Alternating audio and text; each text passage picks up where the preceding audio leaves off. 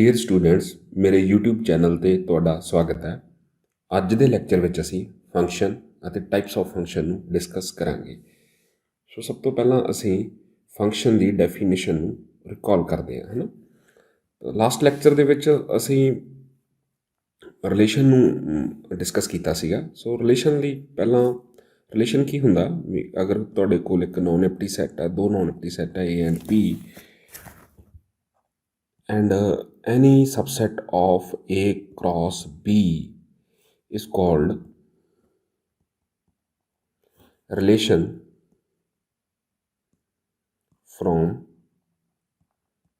set A to set B. Now ਜਿਹੜਾ ਸਾਡਾ function ਹੈ ਬੇਸਿਕਲੀ ਉਹ ਵੀ ਇੱਕ ਰਿਲੇਸ਼ਨ ਹੀ ਹੈ। ਸੋ ਉਸ ਦੀ ਸੀ ਡੈਫੀਨੇਸ਼ਨ ਲਿਖਦਾ ਮੈਂ। ਇਹ relation F from set A to set B is called a function from set A to set B if ਗੱਲ ਧਿਆਨ ਦੇਣ ਵਾਲੀ ਹੈ, for every x belongs to A there exist unique y belongs to B such that xy belongs to F because F is subset of A cross B। ਸੋ ਇਹਦੇ ਵਿੱਚ ਵੀ ਇਸ ਤਰ੍ਹਾਂ ਦੇ ਐਲੀਮੈਂਟ ਹੋਣਗੇ and we write y is equal to fx। ਹੋਰ notation ਹੈ, notation ਦੇ ਵਿੱਚ from set A to set B। ਹੁਣ ਨੋਟ ਕਰਨ ਵਾਲੀ ਗੱਲ ਹੈ ਬੇਟਾ, ਜਿਹੜਾ ਫੰਕਸ਼ਨ ਉਹ ਵੀ ਇੱਕ ਰਿਲੇਸ਼ਨ ਹੈ, ਪਰ ਸਾਰੇ ਰਿਲੇਸ਼ਨ ਫੰਕਸ਼ਨ ਨਹੀਂ ਹੁੰਦੇਗੇ। ਸੋ ਸਾਨੂੰ ਆਇਡੈਂਟੀਫਾਈ ਕਰਨਾ ਪਊਗਾ। ਸਾਡੇ 'ਚ ਦੋ ਕੰਡੀਸ਼ਨਸ ਇਹਦੇ ਵਿੱਚ ਦਿੱਤੀਆਂ ਡੈਫੀਨੇਸ਼ਨ ਦੇ ਵਿੱਚ। ਕਿਹੜੀ ਕੰਡੀਸ਼ਨ ਦਿੱਤੀ ਹੋਈ ਹੈ ਵੀ for every x belongs to A there exist unique y belongs to B and such that XY pair belongs to F। So ਇਹਦੇ ਲਈ ਸਾਨੂੰ ਇੱਕ ਐਗਜ਼ਾਮਪਲ ਲੈਣ ਦੀ ਲੋੜ ਪੈਣੀ ਹੈ। ਸੌਰੀ, A1 2 3 ਇੱਕ ਹੋਰ ਸੈੱਟ ਲੈ ਲਿਆ ਅਸੀਂ B is equal to 4 5। So A cross B ਦੇ ਵਿੱਚ ਸਾਡੇ ਕੋਲ ਐਲੀਮੈਂਟ ਆ ਗਏ 1 4 1 5 2 4 2 5 3 4 3 5। ਤਾਂ ਮੈਂ ਕੁਝ ਰਿਲੇਸ਼ਨ ਲੈਣਾ, ਸੋ ਮੈਂ ਡਿਸਕਸ ਕਰਨ ਦੀ ਕੋਸ਼ਿਸ਼ ਕਰੂੰਗਾ, ਮੈਂ ਦੱਸਣ ਦੀ ਕੋਸ਼ਿਸ਼ ਕਰੂੰਗਾ ਵੀ ਕਿਹੜਾ ਰਿਲੇਸ਼ਨ ਫੰਕਸ਼ਨ ਬਣਿਆ ਅਤੇ ਕਿਹੜਾ ਨਹੀਂ ਬਣਿਆ, ਅਤੇ ਜਿਹੜਾ ਨਹੀਂ ਬਣਿਆ ਉਹ ਕਿਉਂ ਨਹੀਂ ਬਣਿਆ।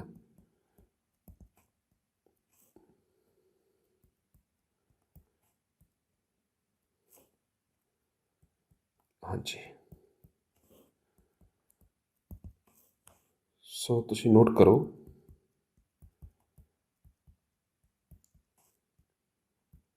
ਮੈਂ ਤਿੰਨ ਰਿਲੇਸ਼ਨ ਲੈ ਲਏ ਆ, ਤਿੰਨੇ ਹੀ A cross B the subset ਨੇ, ਤਿੰਨੇ ਹੀ ਇਹ ਰਿਲੇਸ਼ਨਸ ਨੇ, ਪਰ ਇਹ ਤਿੰਨੇ ਫੰਕਸ਼ਨ ਨਹੀਂ ਹੈਗੇ। ਫੰਕਸ਼ਨ ਇਹਨਾਂ ਦੇ ਵਿੱਚੋਂ ਆਪਾਂ ਨੂੰ ਚੈੱਕ ਕਰਨਾ ਪੈਣਾ ਅਤੇ ਰੀਜ਼ਨ ਦੱਸਾਂਗੇ ਵੀ ਕਿਉਂ ਨਹੀਂ ਹੈਗੇ।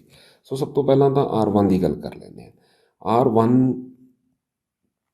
ਇੱਕ ਪਾਸੇ A ਦੇ ਐਲੀਮੈਂਟ ਲਿਖ ਲਓ, ਦੂਸਰੇ ਪਾਸੇ B ਦੇ 1 2 3। R1 'ਚ ਕੀ ਹੈ 1 4 ਨਾਲ ਵੀ ਅਟੈਚ ਹੋ ਰਿਹਾ, 5 ਨਾਲ ਵੀ ਹੋ ਰਿਹਾ। ਸੋ ਸਾਡੀ ਡੈਫੀਨੇਸ਼ਨ ਵਾਇਲੇਟ ਹੋ ਗਈ ਬੇਟਾ। ਅਸੀਂ ਕੀ ਕਿਹਾ ਸੀਗਾ, ਦੂਸਰੇ ਪਾਸੇ ਐਕਸ ਸੈੱਟ ਦਾ A ਸੈੱਟ ਦਾ ਕੋਈ ਵੀ ਐਲੀਮੈਂਟ ਯੂਨੀਕਲੀ ਅਟੈਚ ਹੋਣਾ ਚਾਹੀਦਾ, ਬਟ ਇੱਥੇ ਤਾਂ 2 ਨਾਲ ਹੋ ਰਿਹਾ, 1 4 ਨਾਲ ਵੀ ਹੋ ਰਿਹਾ, 1 5 ਨਾਲ ਵੀ ਹੋ ਰਿਹਾ। ਸੋ ਸਾਡਾ ਇਹ ਜਿਹੜਾ ਰਿਲੇਸ਼ਨ ਹੈ R1 ਇਹ ਫੰਕਸ਼ਨ ਨਹੀਂ ਹੈਗਾ ਗਾ। ਸੋ ਸੈਕਿੰਡ ਦੇਖਦੇ ਹਾਂ। ਹੁਣ ਅਸੀਂ R2 ਦੀ ਗੱਲ ਕਰਦੇ ਹਾਂ। R2 ਦੇ ਵਿੱਚ ਕੀ ਹੈ, ਸੇਮ ਇੱਦਾਂ ਹੀ ਲਿਖ ਲਓ ਪਹਿਲਾਂ ਵਾਂਗ 1 2 3 4 5। ਸੋ 1 attached with 4 and 3 also attached with 4। But ਇੱਥੇ ਕੌਣ ਨਹੀਂ ਅਟੈਚ ਹੋਇਆ, 2 ਨਹੀਂ ਹੋਇਆ ਹੈਗਾ। ਸਾਡੀ ਡੈਫੀਨੇਸ਼ਨ ਕੀ ਕਹਿ ਰਹੀ ਹੈ, ਸਾਡੀ ਡੈਫੀਨੇਸ਼ਨ ਕਹਿ ਰਹੀ ਹੈ for every x belongs to A। What I mean we A ਦੇ ਸਾਰੇ ਐਲੀਮੈਂਟ ਹੈ ਜਿਹੜੇ ਉਹ ਅਟੈਚ ਹੋਣੇ ਚਾਹੀਦੇ ਸੀ, ਬਟ ਅਨਫੋਰਚੂਨੇਟਲੀ ਇਹ ਜਿਹੜਾ ਟੂ ਐਲੀਮੈਂਟ ਹੈ ਇੱਕ ਉਹ ਅਟੈਚ ਨਹੀਂ ਹੋ ਰਿਹਾ ਕਿਸੇ ਨਾਲ, ਇਸ ਕਰਕੇ ਸਾਡੀ ਡੈਫੀਨੇਸ਼ਨ ਅਗੇਨ ਵਾਇਲੇਟ ਹੋ ਗਈ। ਉਹਨੂੰ ਤੀਸਰੇ ਸੈੱਟ ਦੀ ਗੱਲ ਕਰਦੇ ਹਾਂ, ਤੀਸਰੇ ਰਿਲੇਸ਼ਨ ਦੀ ਗੱਲ ਕਰਦੇ ਹਾਂ।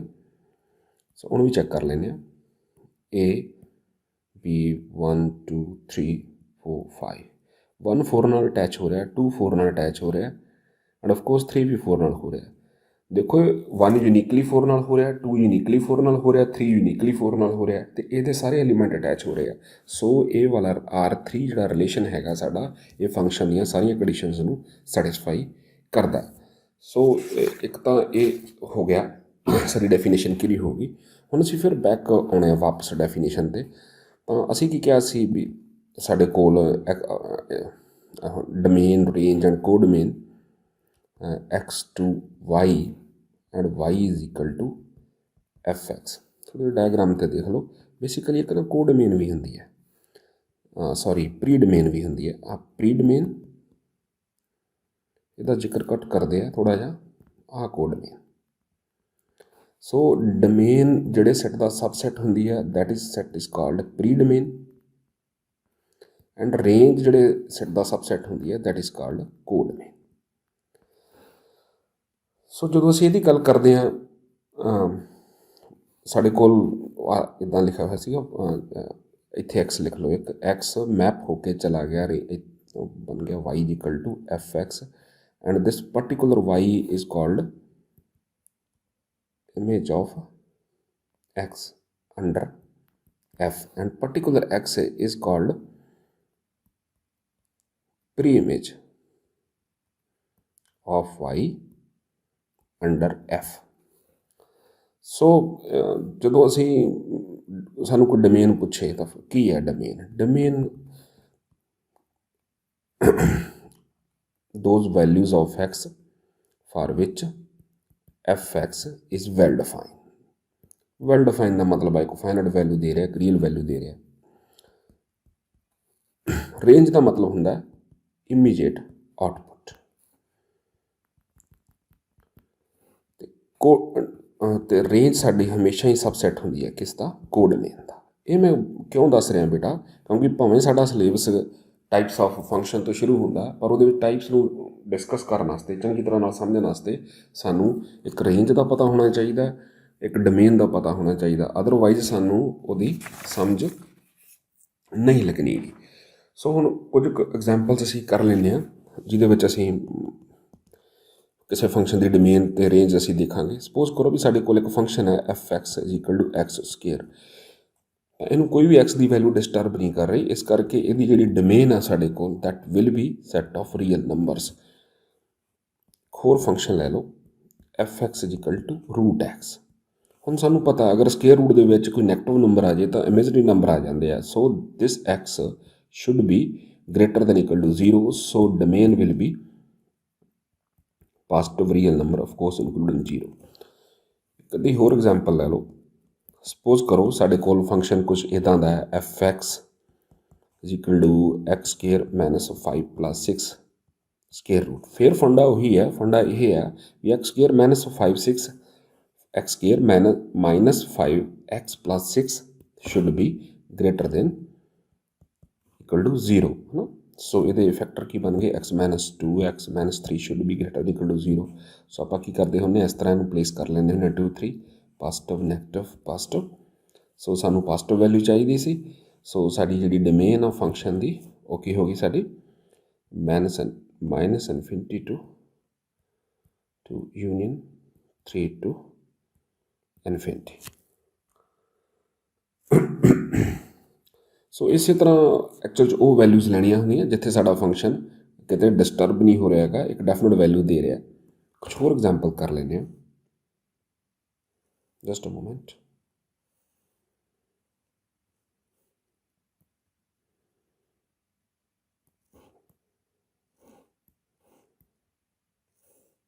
ਹਾਂਜੀ ਵਾਪਸ ਆਓ। ਹੋ ਫੰਕਸ਼ਨ ਦੇਖ ਲੈਂਦੇ ਹਾਂ ਆਪਾਂ। ਸਪੋਜ਼ ਕਰੋ fx is equal to 1 by x square minus 3x plus 2। ਹੁਣ ਇਹਦੇ ਫੈਕਟਰ ਬਣਾ ਲਓ 1 ਬਾਈ ਐਕਸ -2x -1। सो अगर ਅਸੀਂ x ਤੇ ਦੀ ਵੈਲਿਊ 1 ਜਾਂ 2 ਲਈਏ ਤਾਂ ਇਹ ਫੰਕਸ਼ਨ ਅਨਡਿਫਾਈਨ ਹੋ ਜਾਊਗਾ, ਨੀਚੇ 0 ਆ ਜਾਊਗੀ, 0 ਨਾਲ ਡਿਵੀਜ਼ਨ ਅਲਾਉਡ ਨਹੀਂ ਹੁੰਦੀ। ਸੋ ਇਸ ਫੰਕਸ਼ਨ ਦੀ ਜਿਹੜੀ ਡੋਮੇਨ ਆ ਆਲ ਰੀਅਲ ਨੰਬਰਸ ਐਕਸੈਪਟ 1 ਐਂਡ 2। ਸੋ ਇੱਕ ਹੋਰ ਫੰਕਸ਼ਨ ਦੇਖ ਲਓ। ਸਪੋਜ਼ ਕਰੋ ਸਾਡੇ ਕੋਲ ਇੱਕ ਫੰਕਸ਼ਨ ਹੈ ਮੋਡੂਲਸ x। ਹੁਣ ਤੁਸੀਂ ਦੇਖੋ, ਹੁਣ ਇਹਦੇ ਵਿੱਚ x minus modulus x should be bigger than 0. That is, ਸਾਡੇ ਕੋਲ x should be greater than modulus x, but ਇੰਜ ਨਹੀਂ ਹੁੰਦਾ ਕਿਉਂਕਿ modulus x ਹਮੇਸ਼ਾ x ਜਾਂ x ਤੋਂ ਉਹਦੇ ਇਕੁਅਲ ਜਾਂ ਉਸ ਤੋਂ ਵੱਡਾ ਹੁੰਦਾ ਹੈ ਨਾ। ਸੋ ਇਹਦੇ ਲਈ ਇਸ ਦੀ ਡੋਮੇਨ ਹੈ ਜਿਹੜੀ ਕੀ ਹੋਊਗੀ ਫਿਰ ਐਮਪਟੀ ਸੈੱਟ ਹੋਊਗੀ, ਕੋਈ ਵੀ ਵੈਲਿਊ ਇਹਨੂੰ ਸੈਟਿਸਫਾਈ ਨਹੀਂ ਕਰ ਰਹੀਗੀ। ਸੋ ਡੋਮੇਨ ਦੇਖਣ ਲੱਗਿਆ ਵੀ ਸਾਨੂੰ ਦੇਖਣਾ ਪੈਣਾ। ਜਦੋਂ ਅਸੀਂ 1 1 ਦੇਖਾਂਗੇ ਨਾ ਉਦੋਂ ਡੋਮੇਨ ਦਾ ਬਹੁਤ ਰੋਲ ਪੈਂਦਾ। ਹਾਂਜੀ, ਹੁਣ ਥੋੜ੍ਹੇ ਕੁਐਸਚਨ ਰੇਂਜ ਦੇ ਵੀ ਕਰ ਲਈਏ। Just moment.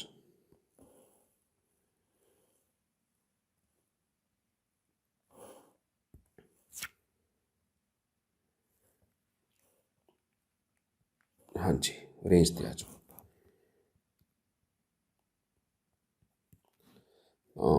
ਸਪੋਜ਼ ਕਰੋ ਸਾਡੇ ਕੋਲ ਇੱਕ ਫੰਕਸ਼ਨ ਆ from R to R and function is given by fx is equal to x square। ਹੁਣ ਬੇਟਾ ਦੇਖੋ ਸਕੇਅਰ ਵਾਲੀ ਟਰਮ ਤਾਂ ਹਮੇਸ਼ਾ ਹੀ ਪੋਜ਼ਿਟਿਵ ਹੁੰਦੀ ਹੈ। ਸੋ ਇਹਦੀ ਇਮੀਡੀਏਟ ਆਊਟਪੁੱਟ ਹੈ ਜਿਹੜੀ ਹਮੇਸ਼ਾ ਹੀ ਕੀ ਹੋਣਗੇ ਪੋਜ਼ਿਟਿਵ ਰੀਅਲ ਨੰਬਰ ਹੋਣਗੇ, ਆਫ ਕੋਰਸ ਇਨਕਲੂਡਿੰਗ 0। ਸੋ ਇਹਦੀ ਜਿਹੜੀ ਰੇਂਜ ਇਹ ਸੀ, ਕੋਡਮੇਨ ਕੀ ਸੀ ਇਹਦੀ, ਕੋਡਮੇਨ ਰੀਅਲ ਨੰਬਰ ਦੋਨੇ ਇਕੁਅਲ ਨਹੀਂ ਆਈਆਂ। ਹੋਰ ਐਗਜ਼ਾਮਪਲ ਦੇਖ ਲਓ ਬੇਟਾ,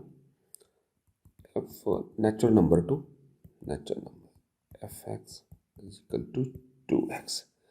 ਹੁਣ ਤੁਸੀਂ ਦੇਖੋ ਇਹਦੀ ਰੇਂਜ ਕੱਢਣੀ ਹੋਵੇ, ਰੇਂਜ ਦੇ ਵਿੱਚ ਕੀ ਹੁੰਦਾ fx for every x belongs to natural number।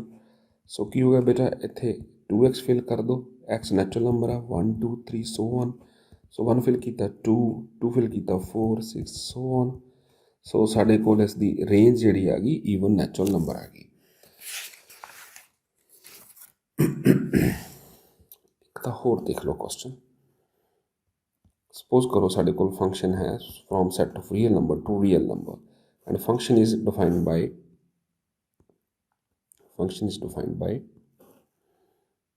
fx is equal to 2x। ਤਾਂ ਨੋਟ ਕਰੋ ਡੋਮੇਨ ਤਾਂ ਰੀਅਲ ਨੰਬਰ ਹੈਗੀ ਕੋਈ ਪ੍ਰੋਬਲਮ ਨਹੀਂ ਹੈਗੀ। ਰੇਂਜ ਕੀ ਹੋਏਗੀ ਇਹਦੀ fx for every x belongs to real number। ਸੋ ਤੁਸੀਂ ਦੇਖੋ 2x for every x belongs to real number। ਹੁਣ ਅਗਰ x ਰੀਅਲ ਨੰਬਰ ਆ ਤਾਂ 2x ਵੀ ਰੀਅਲ ਨੰਬਰ ਹੋਊਗਾ, ਤਾਂ ਇਹਦੀ ਜਿਹੜੀ ਰੇਂਜ ਆ ਉਹ ਕੀ ਹੋਗੀ ਸੈਟ ਆਫ ਰੀਅਲ ਨੰਬਰ ਹੀ ਹੋਗੀ। ਸੋ ਇੱਕ ਕੁਐਸਚਨ ਹੋਰ ਦੇਖ ਲੈਂਦੇ ਲੱਗੇ ਹੱਥ। ਸੋ ਇੱਕ ਹੋਰ ਫੰਕਸ਼ਨ ਆ, ਸਪੋਜ਼ ਕਰੋ 1/x, ਤਾਂ ਦੈਨ ਇਹਦੀ ਡੋਮੇਨ ਹੈ ਜਿਹੜੀ ਇਹ ਡਿਸਟਰਬ ਹੋ ਰਿਹਾ, ਤੁਸੀਂ ਦੇਖੋ ਧਿਆਨ ਨਾਲ 0 'ਤੇ। ਸੋ ਇਹਦੀ ਡੋਮੇਨ ਹੈ ਜਿਹੜੀ ਫੰਕਸ਼ਨ ਦੀ all real numbers except 0 and of course its range is all real numbers except 0।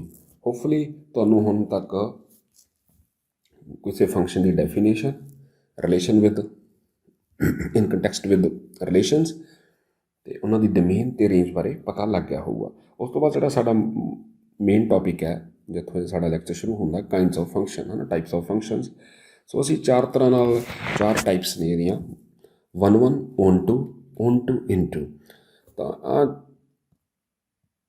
ਦੂਸਰੇ ਨੈਗੇਟਿਵ ਸੈਂਸ 'ਚ ਹੈ। ਅਗਰ ਕੋਈ ਫੰਕਸ਼ਨ 1 1 ਹੈਗਾ ਨਹੀਂ ਹੈਗਾ ਤਾਂ ਉਹ ਮੈਨੀ 1 ਹੋਊਗਾ, ਅਗਰ ਕੋਈ ਫੰਕਸ਼ਨ on to ਨਹੀਂ ਹੈਗਾ ਤਾਂ into ਹੋਊਗਾ। ਇਸ ਕਰਕੇ ਅਸੀਂ ਇਹਨਾਂ ਨੂੰ ਪੇਅਰ 'ਚ ਹੀ ਪੜ੍ਹਾਂਗੇ, 1 1 ਅਤੇ ਮੈਨੀ 1, on to ਅਤੇ into।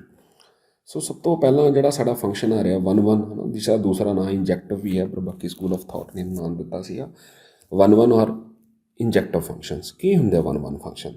ਸੋ ਅਸੀਂ ਇਹਦੀ ਡੈਫੀਨੇਸ਼ਨ ਨੂੰ ਨਾ MCQ ਜਦੋਂ ਅਸੀਂ ਕਰਨੇ ਆ ਤਾਂ ਅਸੀਂ ਇਹਨੂੰ 4 ਤਰੀਕਿਆਂ ਨਾਲ ਦੇਖਾਂਗੇ। ਇੱਕ ਤਾਂ ਡੈਫੀਨੇਸ਼ਨ ਲਿਖੀ ਹੋਈ ਹੈ ਨਾ, ਤਾਂ ਨੈਗੇਸ਼ਨ ਫਾਰਮ ਦੇ ਵਿੱਚ ਇੱਦਾਂ ਹੁੰਦਾ, if x not equal to y implies fx not equal to fy। Secondly ਕੀ ਹੁੰਦਾ, ਤੁਸੀਂ ਇਹਦੀ ਡਾਇਗਰਾਮ ਬਣਾ ਕੇ ਦੇਖ ਸਕਦੇ ਹੋ ਇੱਦਾਂ। ਅਗਰ ਤੁਹਾਡੀ ਸਟੇਟ ਲਾਈਨਸ ਇੱਦਾਂ ਕੋਈ ਕ੍ਰੋਸ ਨਹੀਂ ਕਰ ਰਿਹਾ ਤਾਂ ਫਿਰ ਤਾਂ ਫੰਕਸ਼ਨ 1 1 ਹੈਗਾ। ਅਗਰ ਕਿਤੇ ਉਹਨਾਂ ਦੇ ਵਿੱਚ ਜਿਗ ਜੈਗ ਹੈ, ਇੱਦਾਂ ਹੋ ਗਿਆ ਸੋ ਫਿਰ ਉਹ 1 1 ਨਹੀਂ ਹੈਗਾ ਗਾ। ਤੁਸੀਂ ਦੇਖ ਰਹੇ ਹੋ ਵੀ ਜ਼ਿਆਦਾ ਪੁਆਇੰਟ ਹੈ ਜਿਹੜੇ ਇੱਕੋ ਨੂੰ ਹੀ ਕਨਵਰਜ ਕਰ ਰਹੇ ਹੈ। ਤੀਸਰਾ ਜਿਹੜਾ ਇੰਪੋਰਟੈਂਟ ਹੈ ਇਹ ਵੀ ਅਸੀਂ ਯੂਜ਼ ਕਰ ਲੈਂਦੇ ਹਾਂ। ਅਗਰ ਕਿਸੇ ਫੰਕਸ਼ਨ ਕੋਈ ਉਸਦਾ ਗ੍ਰਾਫ ਹੈ ਜਿਹੜਾ ਹੈ ਨਾ, just moment, graph of fx is strictly increasing or strictly decreasing, that is graph ਕਿੱਦਾਂ ਦਾ ਹੋਵੇ, ਜਾਂ ਤਾਂ ਫਿਰ ਇੱਦਾਂ ਦਾ ਹੋਵੇ ਅਤੇ ਜਾਂ ਫਿਰ ਗ੍ਰਾਫ ਇੱਦਾਂ ਦਾ ਹੋਵੇ। ਸਟ੍ਰਿਕਟਲੀ ਇਨਕਰੀਜ਼ਿੰਗ ਕਦੋਂ ਹੁੰਦਾ, ਜਾਂ ਤਾਂ ਡੈਰੀਵੇਟਿਵ ਗ੍ਰੇਟਰ ਦੈਨ 0 ਹੋਵੇ ਜਾਂ ਫਿਰ ਡੈਰੀਵੇਟਿਵ ਲੈਸ ਦੈਨ 0 ਹੋਵੇ। ਤਾਂ ਇਸ ਕੇਸ ਦੇ ਵਿੱਚ ਵੀ ਕੀ ਹੁੰਦਾ, ਸਾਡਾ ਫੰਕਸ਼ਨ ਕੀ ਹੁੰਦਾ, 1 1 ਹੁੰਦਾ। ਸੋ ਜਿਹੜੀ ਫੋਰਥ ਅਸੀਂ ਡੈਫੀਨੇਸ਼ਨ ਦੇਖਾਂਗੇ that is horizontal line test. Horizontal line test ਕੀ ਹੈ, ਕਈ ਵਾਰ ਨਾ ਤੁਹਾਨੂੰ ਗ੍ਰਾਫ ਦੇ ਕੇ ਹੀ ਪੁੱਛ ਲੈਂਦਾ ਵੀ ਦੱਸੋ ਵੀ, ਤੁਹਾਨੂੰ ਫੰਕਸ਼ਨ ਨਹੀਂ ਦੱਸਦਾ ਕੀ ਹੈ, ਤੁਹਾਨੂੰ ਜਸਟ ਗ੍ਰਾਫ ਦੇਊਗਾ, ਕਹੂਗਾ ਵੀ ਕੋਈ ਫੰਕਸ਼ਨ ਹੈ, ਉਹਦਾ ਗ੍ਰਾਫ ਹੈ, ਤਾਂ ਤੁਸੀਂ ਦੱਸੋ ਵੀ ਇਹ ਫੰਕਸ਼ਨ ਹੈ ਜਿਹੜਾ ਇਹ 1 1 ਹੈਗਾ ਕਿ ਨਹੀਂ ਹੈਗਾ, 1 1 ਹੈ ਜਾਂ ਮੈਨੀ 1 ਹੈਗਾ। ਤਾਂ ਇੱਥੇ ਮੈਂ ਥੋੜ੍ਹੀ ਜਿਹੀ ਇੱਕ ਦੋ ਲਾਈਨਾਂ ਲਿਖਦਾ, ਧਿਆਨ ਨਾਲ ਸਮਝ ਲਿਓ ਜੇ। If any state line parallel to x-axis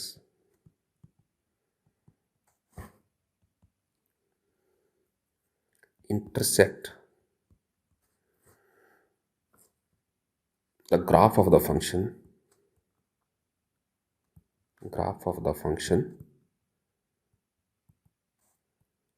at most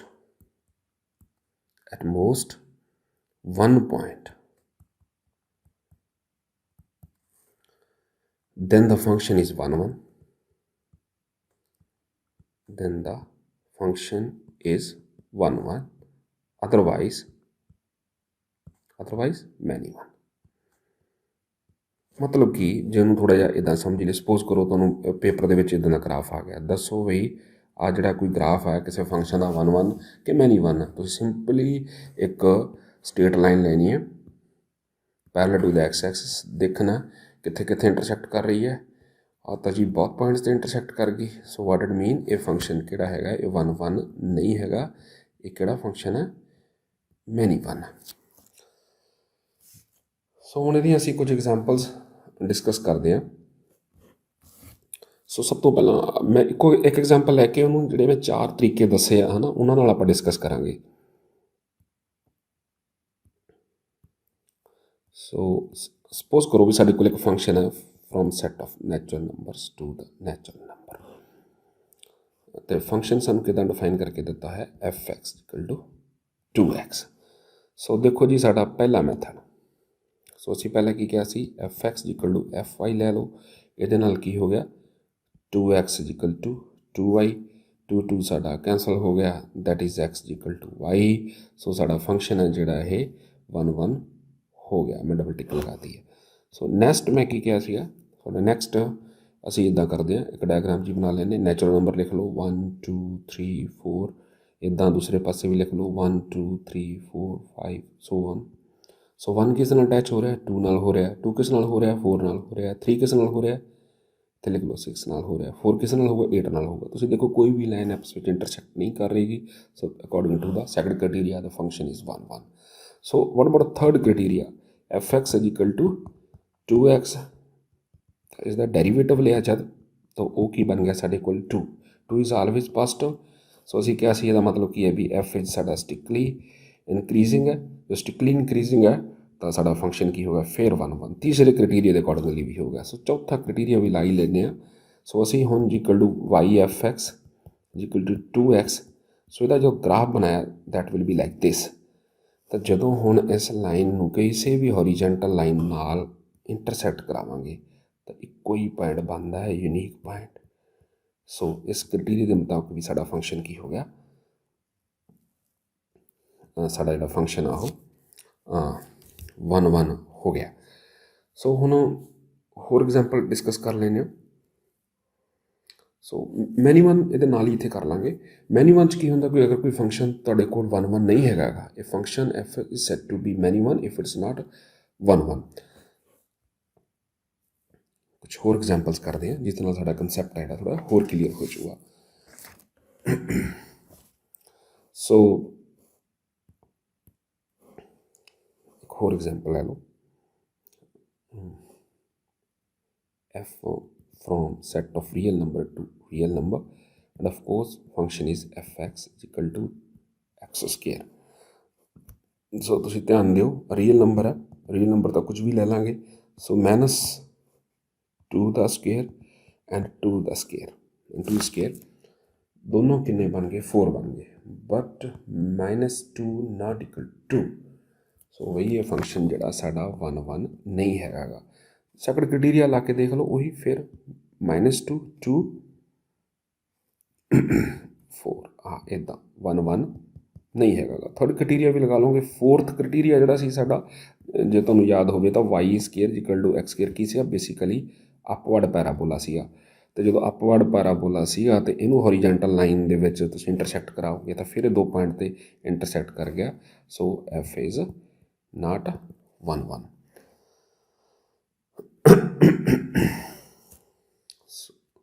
ਸੋ ਨਾਟ 1 1 ਹੋ ਗਿਆ, ਅਤੇ ਇਹਦਾ ਮਤਲਬ ਕਿ ਸਾਡਾ ਫੰਕਸ਼ਨ ਕਿਹੜਾ ਹੋ ਗਿਆ, ਫਿਰ ਇਹ ਮੈਨੀ 1 ਹੋ ਗਿਆ। ਅੱਗੇ ਆਓ ਜੀ, ਔਨ ਟੂ ਫੰਕਸ਼ਨ ਔਰ ਸਰਜੈਕਟਿਵ ਫੰਕਸ਼ਨ। ਡੈਫੀਨੇਸ਼ਨ ਲਿਖੀ ਹੋਈ ਹੈ ਸਾਡੀ, ਡੈਫੀਨੇਸ਼ਨ 'ਚ ਕੀ ਲਿਖੀ ਹੋਈ ਹੈ ਵੀ for every y belongs to y there exist x belongs to x such that y equal to f x. ਕਿ ਦੂਜੇ ਪਾਸੇ ਜਿਹੜਾ ਮਰਜ਼ੀ ਐਲੀਮੈਂਟ ਲੈ ਲਓ। ਜਦੋਂ ਮੈਂ ਦੂਜਾ ਪਾਸਾ ਬੋਲ ਰਿਹਾ ਤਾਂ ਇਹਦਾ ਮਤਲਬ ਆ ਮੈਂ ਕੋਡਮੇਨ ਦੀ ਗੱਲ ਕਰ ਰਿਹਾ ਵੀ ਕੋਡਮੇਨ ਤੋਂ ਜਿਹੜਾ ਮਰਜ਼ੀ ਐਲੀਮੈਂਟ ਲੈ ਲਓ ਉਹਦੇ ਲਈ ਇੱਕ ਪ੍ਰੀ ਇਮੇਜ ਐਗਜ਼ਿਸਟ ਕਰੂਗਾ ਡੋਮੇਨ ਦੇ ਵਿੱਚ। ਤਾਂ ਜੇ ਆਪਾਂ ਇੱਕ ਸ਼ੁਰੂ 'ਚ ਡੈਫੀਨੇਸ਼ਨ ਕਹੀ ਸੀ ਵੀ ਅਗਰ ਤੁਹਾਡੇ ਕੋਲ ਕੋਈ function f x to y suppose ਕਰੋ ਵੀ ਇਹ ਔਨ ਟੂ ਦਿੱਤਾ ਹੋਇਆ, ਸਪੋਜ਼ ਕਰੋ ਵੀ ਔਨ ਟੂ ਹੈ, ਅਤੇ ਸੈਕੰਡਲੀ ਸਾਨੂੰ ਗੱਲ ਪਤਾ ਹੈ ਵੀ ਜਿਹੜੀ ਰੇਂਜ ਹੁੰਦੀ ਆ ਉਹ ਹਮੇਸ਼ਾ ਹੀ ਕੋਡਮੇਨ ਦਾ ਸਬਸੈਟ ਹੁੰਦੀ ਹੈ। ਹੁਣ ਮੈਂ ਸਪੋਜ਼ ਕਰੋ ਇੱਕ ਵਾਈ ਐਲੀਮੈਂਟ ਲੈ ਲਿਆ ਵਾਈ ਨੂੰ, ਅਤੇ ਦੂਸਰੇ ਪਾਸੇ ਮੈਨੂੰ ਪਤਾ ਵੀ ਜਿਹੜਾ ਸਾਡਾ ਐਫ ਆ ਔਨ ਟੂ ਆ। ਅਗਰ ਔਨ ਟੂ ਆ ਤਾਂ ਇਹਦੀ ਡੈਫੀਨੇਸ਼ਨ ਕੀ ਕਹਿੰਦੀ ਹੈ, ਜਿਹੜੀ ਮੈਂ ਡਰ ਕੀਤੀ ਹੋਈ ਹੈ ਵੀ there exist x belongs to x such that y is equal to f x. ਹੁਣ ਜਿਹੜਾ ਐਕਸ ਬਿਲੋਂਗ ਕਰਦਾ ਸੀ ਐਕਸ ਨੂੰ ਕਰਦਾ ਸੀ, ਇਹ ਐਕਸ ਨੂੰ ਕਰਦਾ ਸੀ ਤਾਂ ਉਹਦੀ ਰੇਂਜ ਦੀ ਡੈਫੀਨੇਸ਼ਨ ਦੇ ਅਕੋਰਡਿੰਗਲੀ ਐਫ ਐਕਸ ਹੈ ਜਿਹੜਾ ਕਿਹਨੂੰ ਬਿਲੋਂਗ ਕਰਨਾ ਚਾਹੀਦਾ, ਰੇਂਜ ਆਫ ਐਫ ਨੂੰ ਕਰਨਾ ਚਾਹੀਦਾ। ਬਟ ਜਿਹੜਾ ਇਹ ਵਾਈ ਹੈ ਐਫ ਐਕਸ ਉਹ ਕਿਸ ਦੇ ਇਕੁਅਲ ਆ, ਵਾਈ ਦੇ। ਸੋ ਵਾਈ ਬਿਲੋਂਗ ਕਰਦਾ ਸਾਡੀ ਰੇਂਜ ਨੂੰ। ਹੁਣ ਤੁਸੀਂ ਦੇਖੋ ਗੱਲ ਸ਼ੁਰੂਆਤ ਕਿੱਥੋਂ ਹੋਈ ਸੀ, ਸ਼ੁਰੂਆਤ ਹੋਈ ਸੀ ਐਲੀਮੈਂਟ ਦੀ, ਚੱਲਿਆ ਕਿੱਥੋਂ ਸੀਗਾ ਇੱਥੋਂ, ਅਤੇ ਪਹੁੰਚ ਗਿਆ ਕਿੱਥੇ, ਰੇਂਜ ਆਫ 'ਚ। ਇਹਦਾ ਮਤਲਬ ਮੈਥਮੈਟਿਕਲੀ ਕੀ ਹੈ ਵੀ y is subset of range of f. ਤਾਂ ਇਹਦਾ ਮਤਲਬ ਕੀ ਹੋ ਗਿਆ ਵੀ range of f is equal to y that is codomain ਹੈ ਸਾਡਾ। ਆਹੀ ਹੀ ਰਿਜ਼ਲਟ ਹੈ ਇੱਥੇ ਲਿਖਿਆ ਵੀ ਹੋਇਆ। ਅਗਰ ਕਿਸੇ ਫੰਕਸ਼ਨ ਨੂੰ ਤੁਸੀਂ ਔਨ ਟੂ ਪ੍ਰੂਵ ਕਰਨਾ, ਸਰਜੈਕਟਿਵ ਪ੍ਰੂਵ ਕਰਨਾ, ਤਾਂ ਸਭ ਤੋਂ ਸੌਖਾ ਤਰੀਕਾ ਕੀ ਹੁੰਦਾ, ਉਹਨੂੰ ਤੁਸੀਂ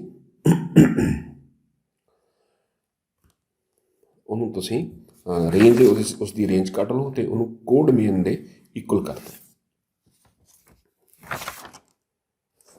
ਹਾਂਜੀ, ਸੋ ਨੈਕਸਟ ਆ ਜੀ। ਸੋ ਇਹਦੇ ਲਈ ਕੁਝ ਆਪਾਂ, ਅਗਰ ਕੋਈ ਫੰਕਸ਼ਨ ਔਨ ਟੂ ਨਹੀਂ ਹੈਗਾ ਤਾਂ ਇਹਦਾ ਮਤਲਬ ਕੀ ਆ, ਉਹ ਇਨਟੂ ਆ। ਸੋ ਪੈਰਲਲ ਚੱਲਦੇ ਆ, ਮੈਂ ਤੁਹਾਨੂੰ ਪਹਿਲਾਂ ਹੀ ਕਹਿ ਕੇ ਹਟਿਆ। ਸੋ ਕੁਝ ਆਪਾਂ ਫੰਕਸ਼ਨ ਡਿਸਕਸ ਕਰ ਲੈਂਦੇ ਹਾਂ।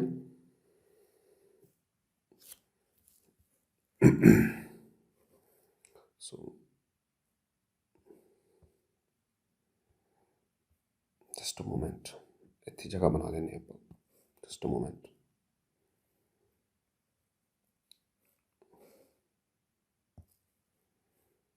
ਹਾਂਜੀ, ਆ ਜਾਓ ਵਾਪਸ। ਸਾਡੇ ਕੋਲ ਸਪੋਜ਼ ਕਰੋ ਇੱਕ ਫੰਕਸ਼ਨ ਹੈ natural number to natural number, function is defined as f x equal to x square. ਦੇਖੋ ਜੀ, natural number to natural number ਆ, 1 ਅਟੈਚ ਹੋ ਰਿਹਾ 1 ਨਾਲ, 2 ਅਟੈਚ ਹੋ ਰਿਹਾ 4 ਨਾਲ, 3 ਅਟੈਚ ਹੋ ਰਿਹਾ 9 ਨਾਲ। ਸੋ ਫੰਕਸ਼ਨ ਇਜ਼ 1 1 ਕਿਉਂਕਿ ਸਟੇਟ ਲਾਈਨ ਦੇ ਵਿੱਚ। ਸੈਕੰਡਲੀ ਕੀ ਹੈ, ਜਦੋਂ ਤੁਸੀਂ ਇੱਦਾਂ ਲਿਆ ਨੈਚੁਰਲ ਨੰਬਰ, ਦੂਸਰੇ ਪਾਸੇ ਨਾਲ ਲਿਆ ਨੈਚੁਰਲ ਨੰਬਰ। ਸੋ 1 ਅਟੈਚ ਹੋ ਗਿਆ 1 ਨਾਲ, 2 ਅਟੈਚ ਹੋ ਗਿਆ 4 ਨਾਲ, 3 ਅਟੈਚ ਹੋ ਗਿਆ 9 ਨਾਲ। ਸੋ ਬਟ 2 3 ਇਹ ਤਾਂ ਨਹੀਂ ਕਿਸੇ ਨਾਲ ਅਟੈਚ ਹੋਏ। ਸੋ ਇਹਦੀ ਇਮੀਡੀਏਟ ਜਿਹੜੀ ਰੇਂਜ ਹੈ ਉਹਦੇ ਵਿੱਚ 1 4 9 ਸੋ ਔਨ ਹੈ which is not equal to the natural number means codomain. So f is not onto. So ਇਹ ਸਾਡਾ ਫੰਕਸ਼ਨ ਆ ਜਿਹੜਾ ਇਹ ਓਨ ਟੂ ਨਹੀਂ ਹੈਗਾ ਗਾ। ਸੋ ਅਗਰ ਅਸੀਂ ਇਹਦੀ ਡੋਮੇਨ ਬਦਲ ਦਈਏ, ਡੋਮੇਨ ਤੇ ਰੇਂਜ ਚੇਂਜ ਕਰ ਦਈਏ, ਸਪੋਜ਼ ਕਰੋ ਵੀ ਸਾਡੇ ਕੋਲ ਇੱਦਾਂ ਦਾ ਆ ਗਿਆ function from r to r, so f x equal to x square. So ਹੁਣ ਕੀ ਹੈ, ਇੱਥੇ ਡੋਮੇਨ ਚੇਂਜ ਹੋ ਗਈ ਹੈ, ਆਰ ਨੈਗੇਟਿਵ ਨੰਬਰ ਆ ਗਿਆ, ਸੋ ਇਹ ਫੰਕਸ਼ਨ 1 ਵੀ ਨਹੀਂ ਹੈਗਾ ਗਾ। What about onto? So ਇਹਦੀ ਰੇਂਜ ਆਪਾਂ ਪਹਿਲਾਂ ਵੀ ਰੇਂਜ ਕੱਢ ਕੇ ਐਕਸ ਸਕੁਏਅਰ ਦੀ ਇਹਦੀ ਰੇਂਜ ਆਈ ਸੀ ਪੋਜ਼ੀਟਿਵ ਰੀਅਲ ਨੰਬਰਸ, ਬਿਲਕੁਲ ਲੈਕਚਰ ਦੇ ਸ਼ੁਰੂ 'ਚ ਕੱਢੀ ਸੀ। ਤਾਂ ਇਹ ਨਹੀਂ ਇਕੁਅਲ ਹੈਗਾ ਕੋਡ ਮੇਨ ਦੇ, so f is not onto. ਅਗਰ ਨਾਟ ਓਨ ਟੂ ਹੈ ਤਾਂ ਇਹਦਾ ਮਤਲਬ ਕੀ ਹੈ, ਸਾਡਾ ਫੰਕਸ਼ਨ ਕੀ ਹੈ, ਇਨ ਟੂ।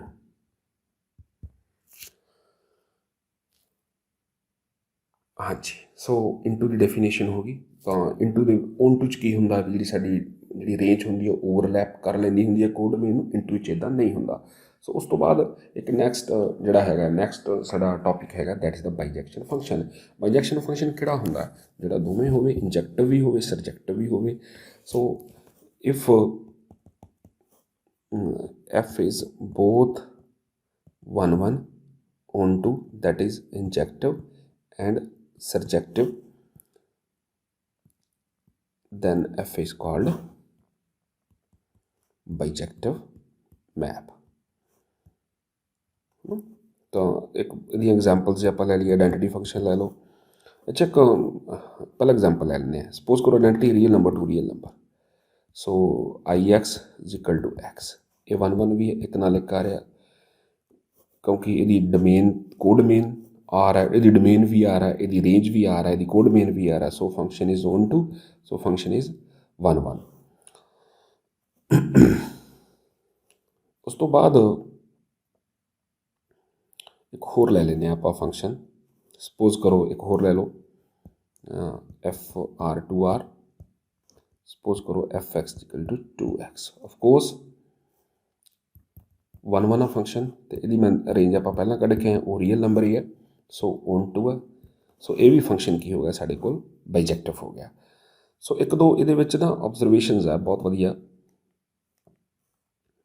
ਇੱਕ ਦਾ ਕੁਐਸਚਨ ਹੋਰ ਦੇਖ ਲੈਂਦੇ ਆਪਾਂ, ਮੋਡੂਲਸ ਵਾਲਾ, ਉਹ ਵੀ ਕਈ ਵਾਰ ਐਗਜ਼ਾਮ ਦੇ ਵਿੱਚ ਆ ਜਾਂਦਾ। Just a moment. ਸਪੋਜ਼ ਕਰੋ ਸਾਡੇ ਕੋਲ ਇੱਕ ਇੱਦਾਂ ਦਾ ਹੈਗਾ